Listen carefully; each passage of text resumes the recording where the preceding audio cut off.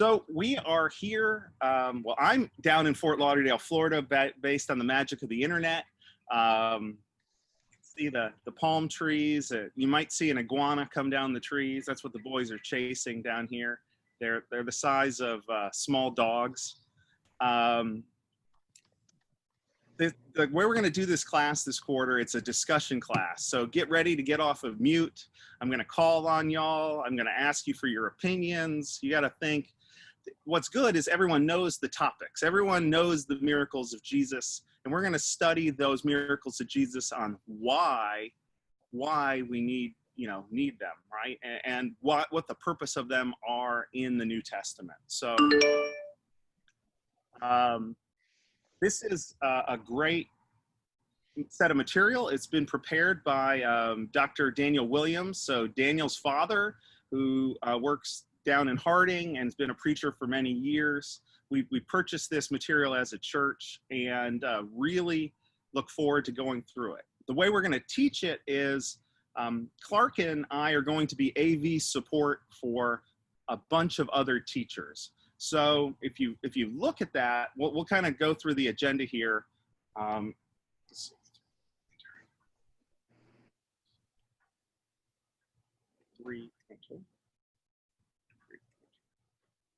Well, we'll just go 2. There we go. So that's our class schedule this quarter. We have got 13 different teachers out there, which is really exciting. Something that I really look forward to hearing from all of these different teachers across the church.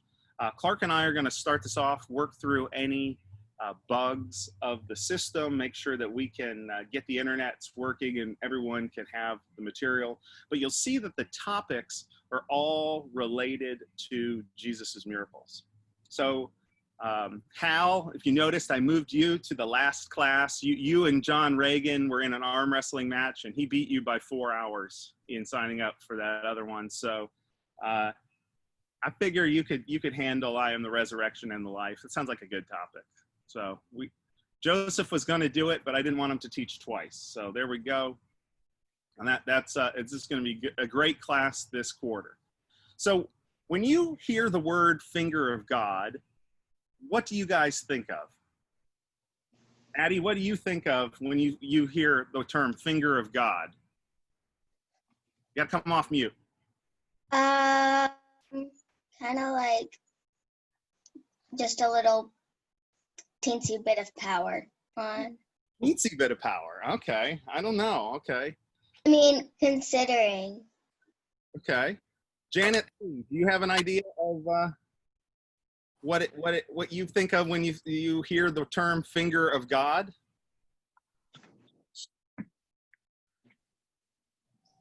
You might still be on mute there. Hold on. You are. Sorry. There you go, Janet. I got you off mute. Okay. Because Addie's saying only the finger, I considered being in the hand of God, and I understand the finger of God is only a little bit of power, but if we're held in his hand, we have all his power. Sure.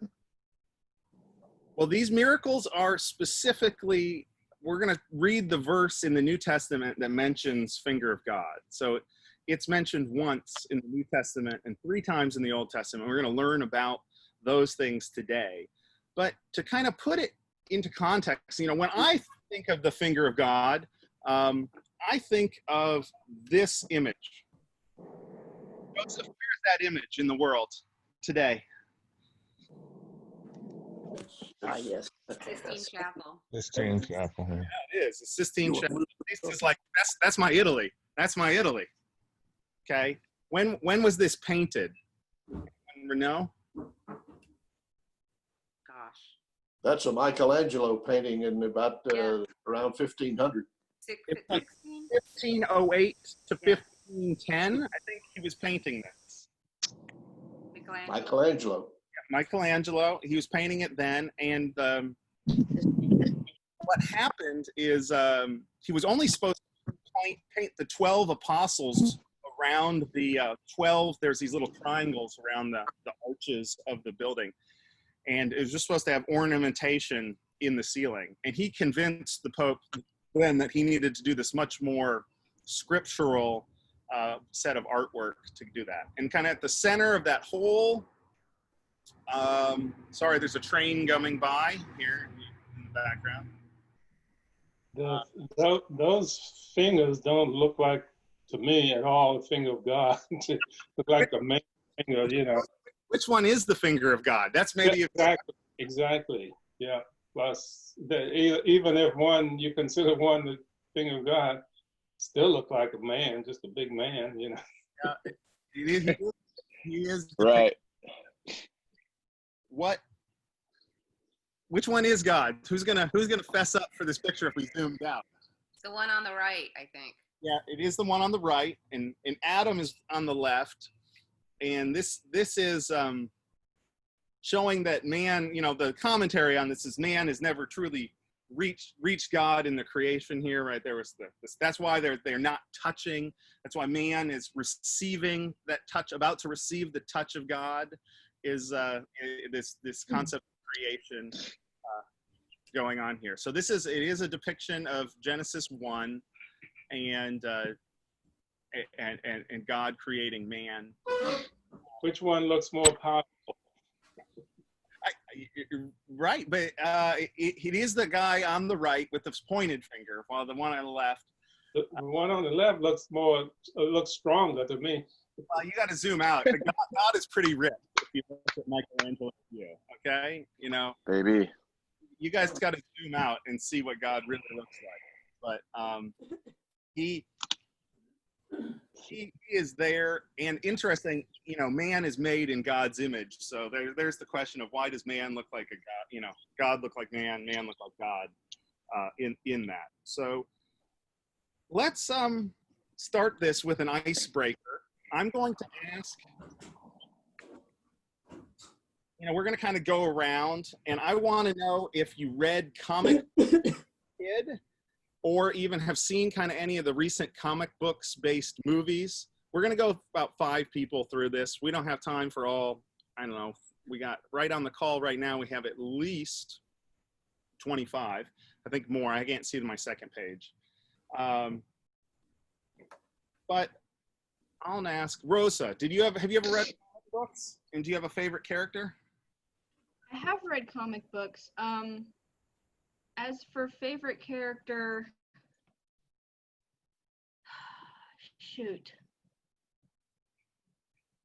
I can't think of one off the top of my head. I'm sorry.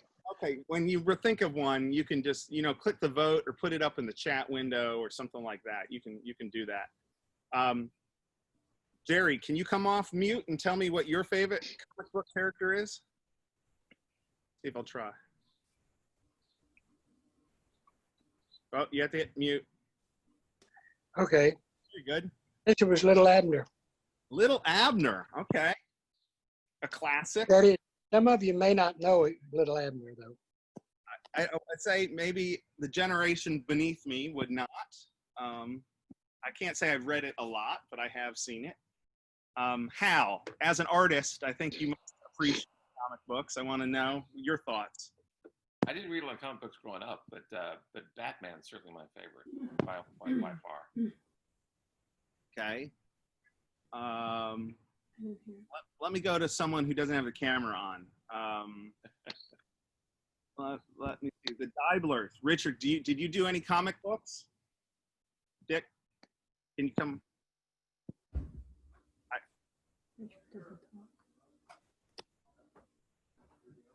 Sorry.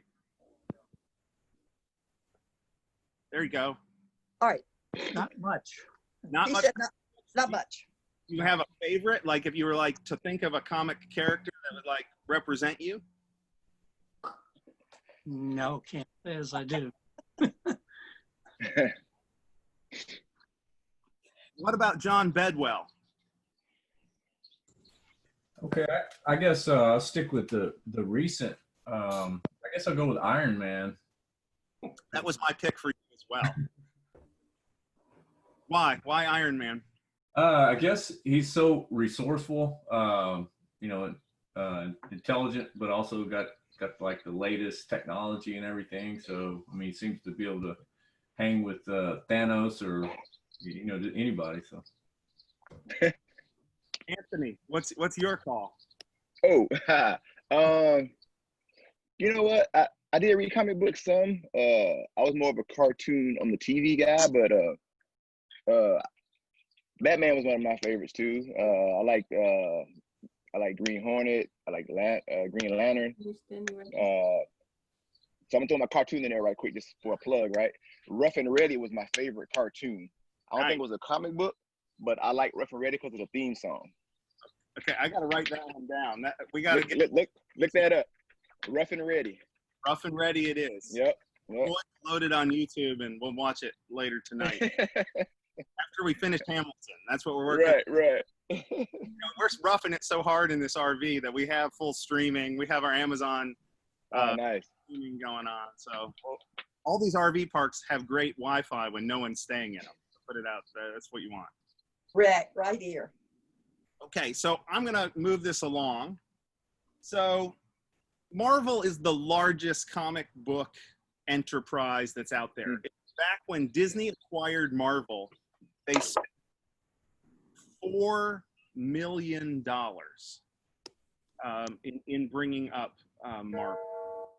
Can you guys still hear me? Give me a thumbs up. Yeah. For some reason, I lost my share. Sure. Still? No? Did you push the button? We can hear you. Okay, you can still hear me. Good. Yeah. My view changed on my laptop, so I'm wondering what happened there. But okay. And can you see my screen that says Marvel on it in big red letters? Yes. Okay, so Marvel was bought by Disney for $4 billion when they acquired that, and they got access to 3,000 comic book characters. Do you guys know what the #1 comic book character is for Marvel? Superman. No, wrong. Wolverine. Wolverine, not #1, but he is in the mix. Iron Man. Wow. Iron Man, probably. No, Iron Man is at least in the top 3. Who's the top character? Spider-Man. Put it out there. Captain America? No, that's Oh. Josh Bird. Marvel. Wonder Woman. Spider-Man. It is Spider-Man. Spider-Man. Whoa. Okay. Sam called it. Somebody said that, yeah. Thank you, Sam. Well, Captain America, I heard that. I think I heard #3 is John Bedwell. Okay, yep, okay. 4, now we're going to get a little more obscure, not really. There's the Wolverine. Show me your Wolverine claws. I want to see if Bill can do that, right? You know, Silver Surfer, no one's mentioned him in our discussions today. He's awesome. Deadpool, a more modern of the, but he started in comic books and made movies. Gambit, no clue. Hal, do you know what Gambit is? Because you're a more comic book fan than I am. I don't, but I'm sure Sam could write a long paper on Gambit. So yeah, he's the guy on my phone. What is he, Sam? Come here. What is Gambit? Just tell us. Come here. You could show. It's on the back of Sam's phone. Apparently, he knows who it is. Apparently, it's this guy. I don't know. Oh, wow. Don't know. Good. Okay, well, you're going to have to show me a Gambit. Thank you. Okay, 8 is a classic. It made millions for Marvel recently. I don't know Phoenix. Sam Sweatingham, can you fill me in on Phoenix? I think just say it. Well, She was a human mutant who turned into this sort of cosmic being. Well, she's from the X-Men. From the X-Men. It's Jean Grey, and she's a cosmic being with a lot of powers. Okay, hold on. I've got to move my table because the sun here in Florida is crushing me. Hold on.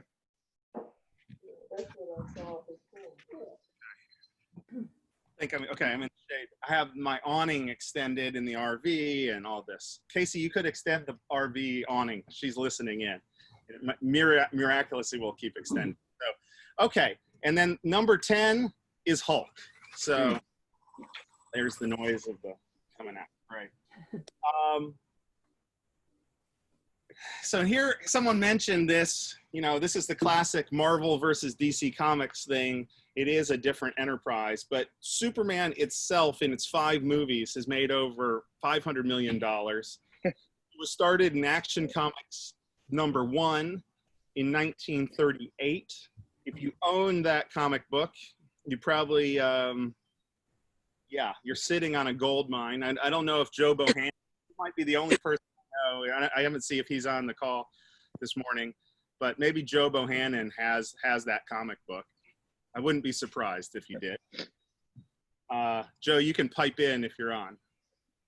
And I want to know if anyone had a Superman lunchbox or action figure. Jonah? Good heavens, no. I was a Batman kid, and I'm a Batman guy, and no one else even comes close, period. That is crazy. Someone fess up, or at least say they bought their kids a Superman lunchbox, one of those metal ones. Hal had one. I have one. Still have one. I'm saving it. Okay, John, you have the action figure. Where is it? No, I had the Underoos. Oh, the Underoos. Is that the big S on the rear? Is that the? Yeah. Okay.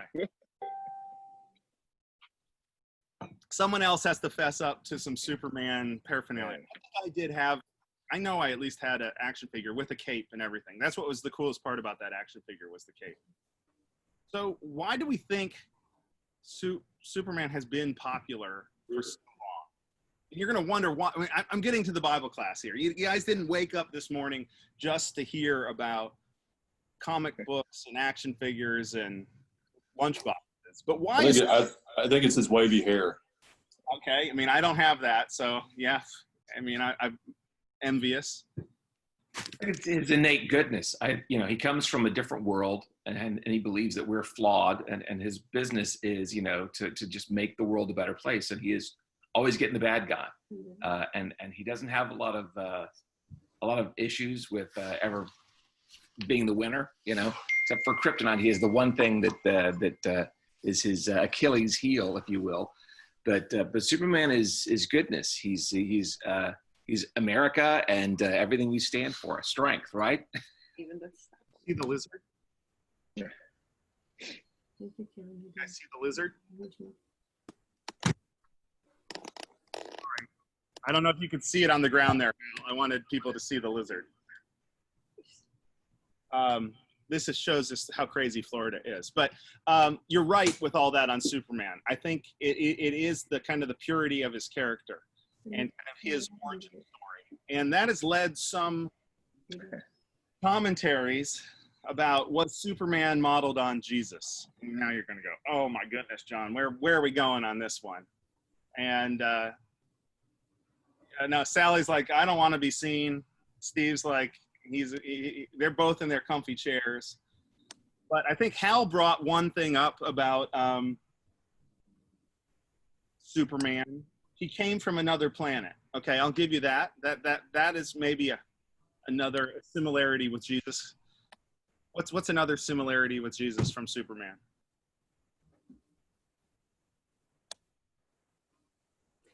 He wanted to remain hidden. Ooh. At some points, Jesus reminded, early in his ministry, there was a hiddenness in some of Jesus. I agree with that, Janet. Doesn't he die and get resurrected at probably several points? I'm not a Superman expert, but someone with more knowledge of the volume.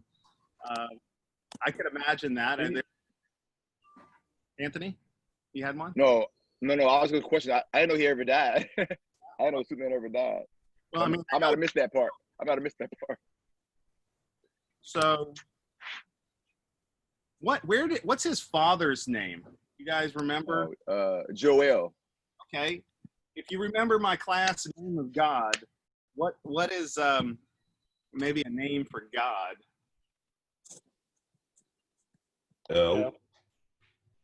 L. Oops. Right. Okay. So that's interesting. His father is JL or whatever like that. So L, something from the God. So that's interesting. He he's all powerful, right? That's a Superman thing. We can talk about the different powers of Superman. So let's talk about Jesus's miracles. Let's see how many of those we can discuss here this morning.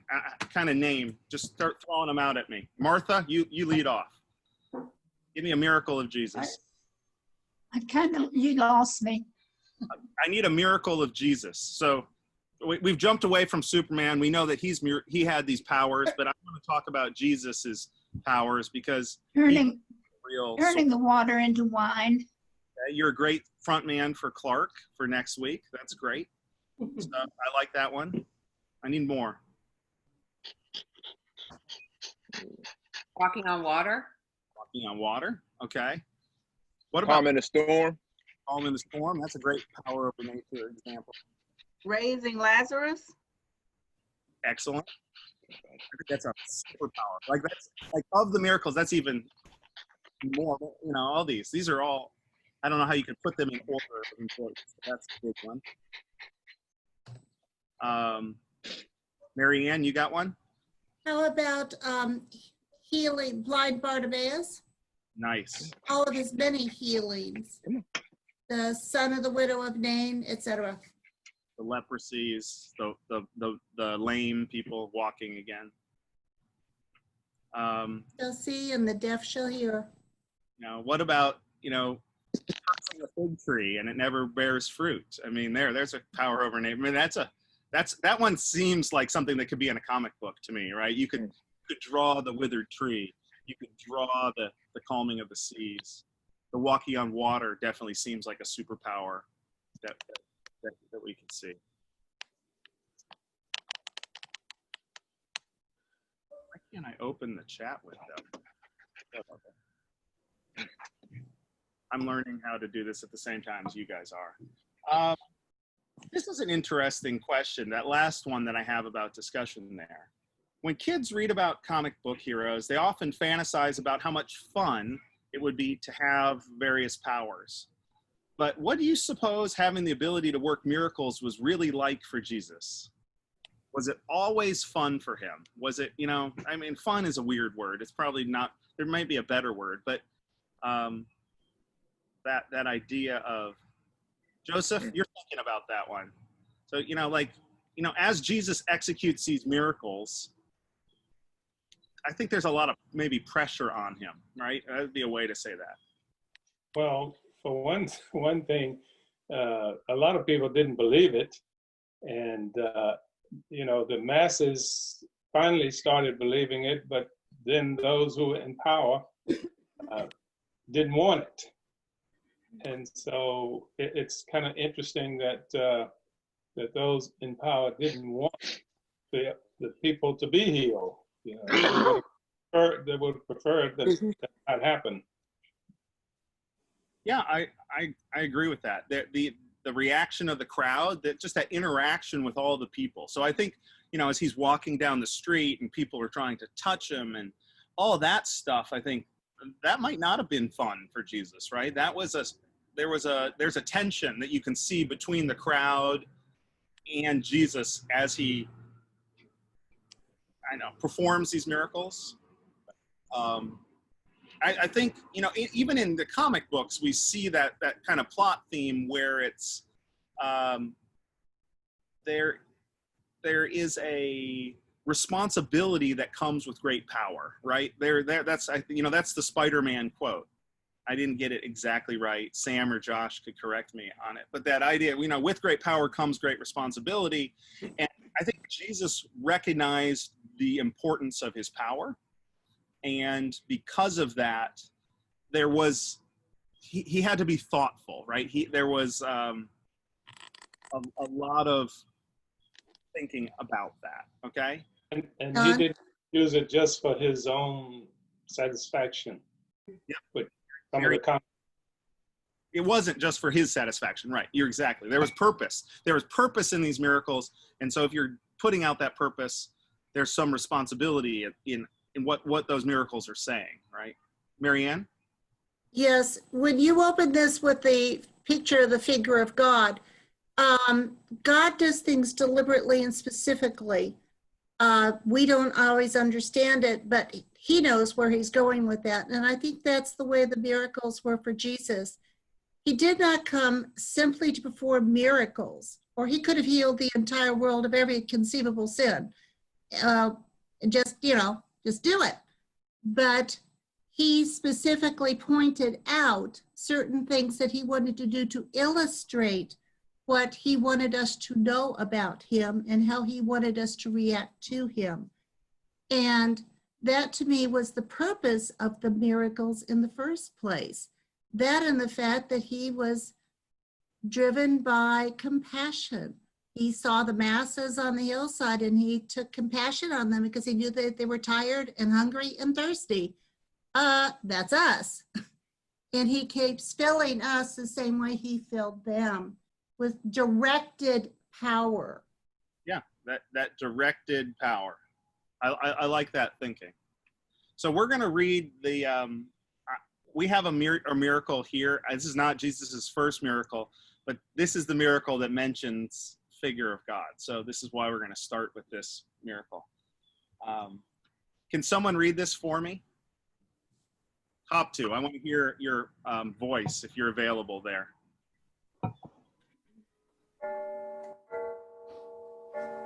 Jesus was driving out a demon that was mute. When the demon left, the man who had been mute spoke, and the crowd was amazed. But some of them said, by Beelzebul, the prince of demons, he is driving out demons. Others tested him by asking for a sign from heaven. So this gets to kind of what Joseph was saying earlier, right? There was this, there's two reactions here in the crowd. Can people kind of classify them for me? Maybe even three. Amazement and skepticism. Yeah, and even this, that quote. Yeah, what was your saying? No, I was just gonna say anger. They may have been upset because Jesus was saying something about like Beelzebub, that Jesus was doing this. Yeah, that kind of condemnation, right? There's a direct. He's saying he's doing the work of the devil, right? The crowd is not only amazed, and then there's these people that are kind of saying you're doing the work of the devil. I mean, if someone came to you today and said to you in your face, how would you react, right? Jesus has just made a person who could not speak. And some people were amazed, but not everyone. And that's this thing about a miracle is some people see it as amazing work. And but others are seeing like the exact opposite, right? And then what does the crowd do at the end of this? Ask for a sign from heaven, which is always a strange thing. What were they looking for in a sign from heaven? I mean, he was doing miraculous signs already, so what else are they looking for?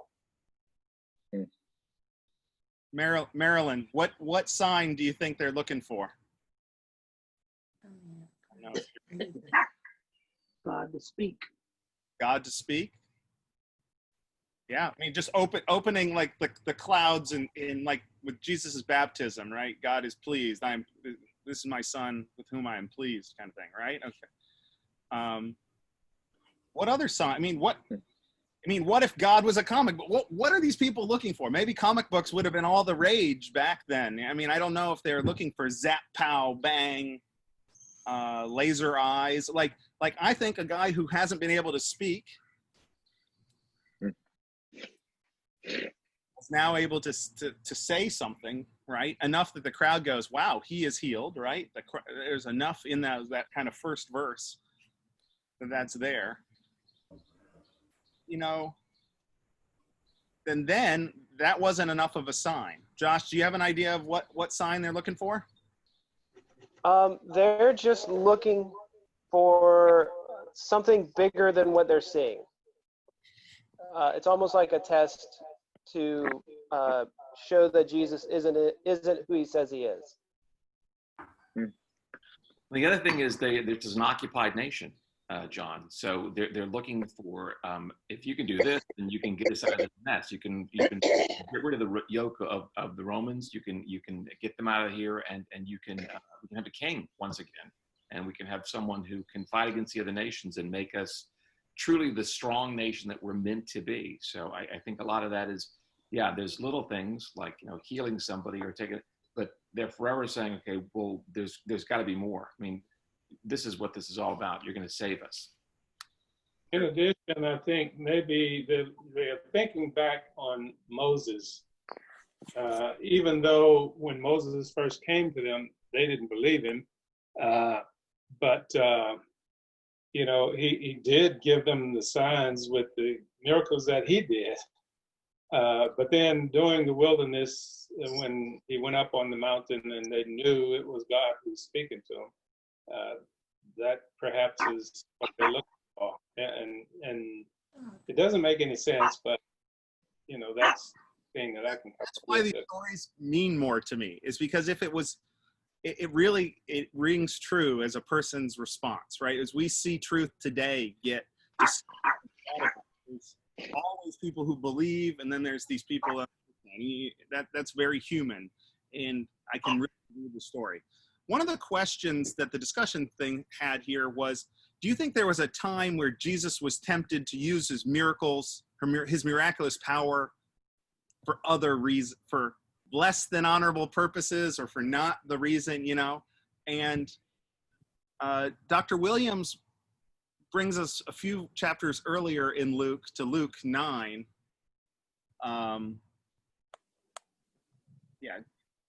Tempted to use his extraordinary powers in a way that he shouldn't. And we go to Luke 9, and this is the sons of thunder really approach him, right? When the disciples James and John saw this, they asked, Lord, do you want us to call down fire down from heaven to destroy them? And Jesus is like, no. And he turns and rebukes them, right? So there's this idea of his disciples wanted to use miraculous powers because they thought, it'd be a better use, right? And Jesus, Marianne was saying, is giving this very specific application of power, which is, I think, pretty interesting. So let's finish up the verse here that we were studying. So we were in Luke 11, 14 through 20. I want to see if someone can read. Brett, are you there by the Nichols? No, that's in Colorado. Oh, well, Addie, then you can still read it. Can you read that page? Yeah. Okay, please do. Jesus knew their thoughts and said to them, any kingdom divided against itself will be ruined, and a house divided against itself will fall. If Satan is divided against himself, how can his kingdom stand? I say this because you claim that I drive out demons by Beelzebul.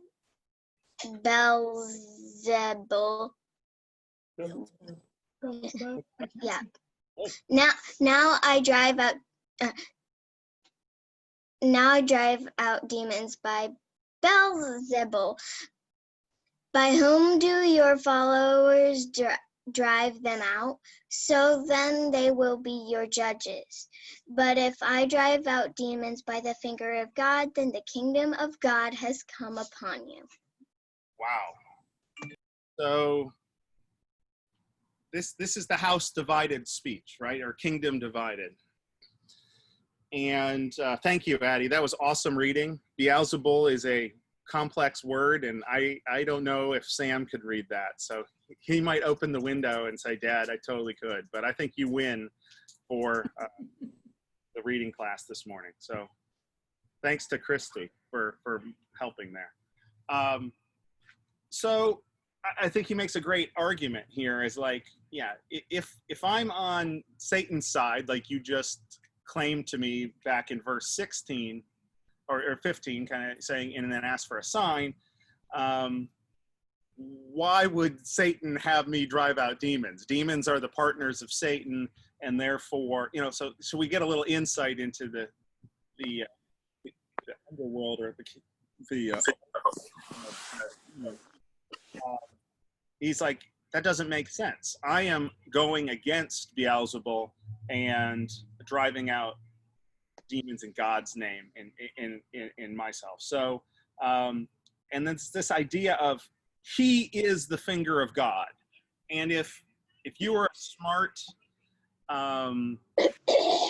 Jew who had studied, you would know where the word finger of God comes in the Bible, right? That's all of these rabbis kind of, you know, they would memorize the scriptures, and they would know where this is a reference to. And so the first reference, so there's only 3 Old Testament mentions. So when Jesus says something so unique and uses the same words that are in the Old Testament, it's just like Joseph was saying. It's all looking back to Moses, because they asked for that larger sign, right? And he's like, so I am the finger of God, and I'm establishing the kingdom of God here.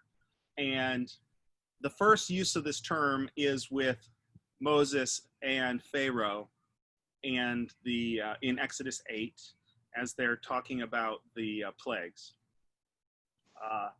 And the magicians of Pharaoh were the first to recognize that these were not just magicians' tricks that were coming from Moses, right? These were the finger of God. These are the true miracles, right? I guess you have magic or these minor miracles. The magicians could do those first few plagues themselves, right?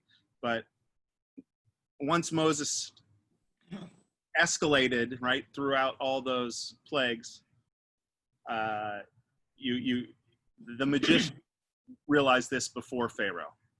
John? Yes. John? Marianne? Okay, this reminds me, when Jesus was arrested, he was taken before Herod. One of the reasons Herod wanted to see him was he wanted Jesus to demonstrate one of his magic acts for him.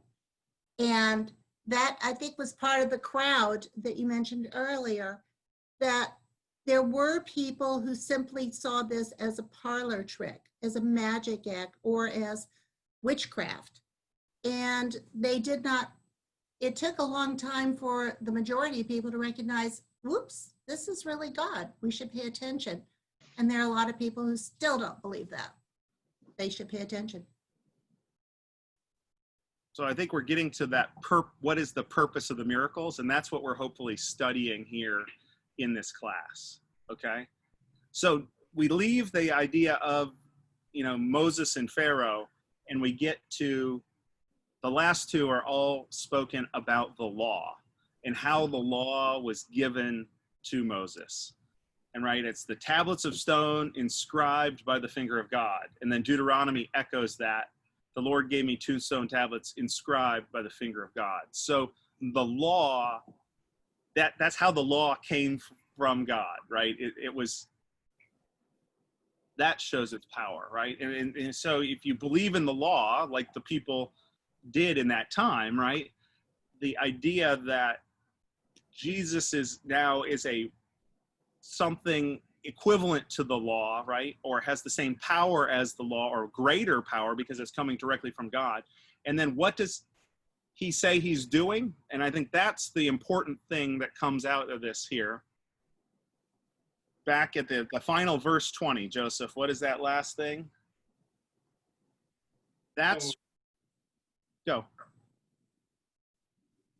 I'm sorry, what are you asking?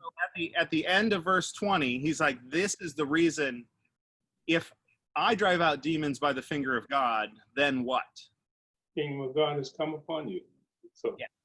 And that is Jesus's message, right there, right? And that, and being able to see examples of the kingdom of God and the power of the establishment of the kingdom of God is the importance of all of this.